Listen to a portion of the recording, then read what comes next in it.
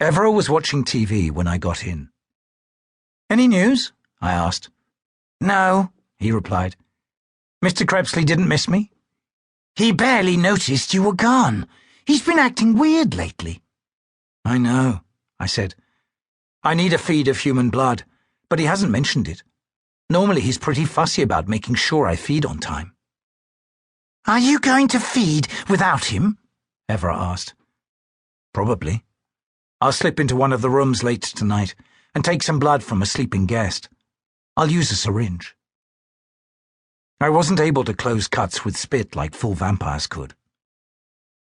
I'd come a long way in a year. Not so long ago, I would have jumped at the chance to skip a feed. Now I was feeding because I wanted to, not because I'd been told. "You'd better be careful," Evra warned me. "If you get caught, Mr. Crepsley will have a fit." "Caught? Me? Impossible. I'll breeze in and out like a ghost." I did, too, at about 2 in the morning. It was easy for someone with my talents. By sticking an ear to a door and listening for sounds inside, I could tell how many people were in a room and whether they were light sleepers or deep sleepers. When I found an unlocked room with a single man snoring like a bear, I let myself in and took the required amount of blood. Back in my own room, I squeezed the blood into a glass and drank. "That'll keep me going," I said as I finished. "It'll get me through tomorrow anyway, and that's the important thing." "What's so special about tomorrow?" Evra asked. I told him about meeting Debbie and arranging to go to the movies.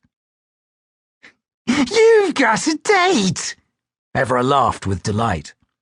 "It's not a date," I snorted. "We're just going to the movies."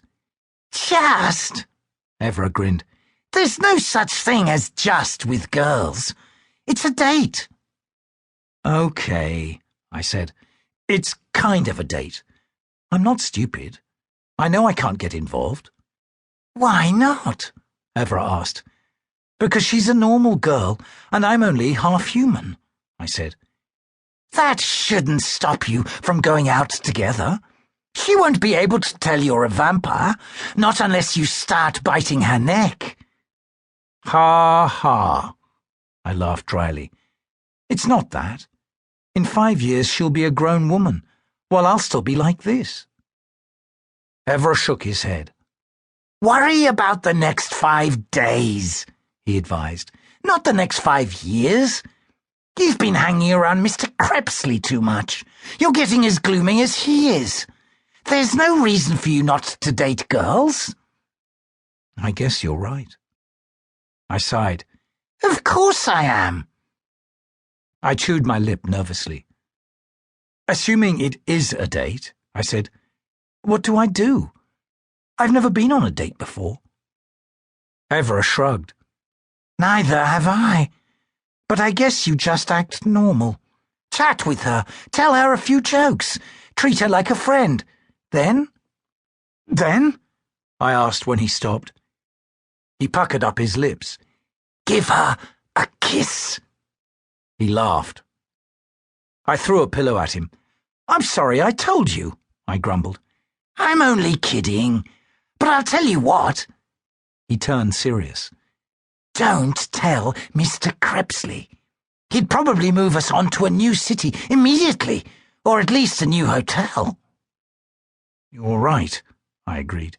"I'll keep quiet about Debbie when he's around. It shouldn't be hard. I barely see him. And when I do, he hardly says anything.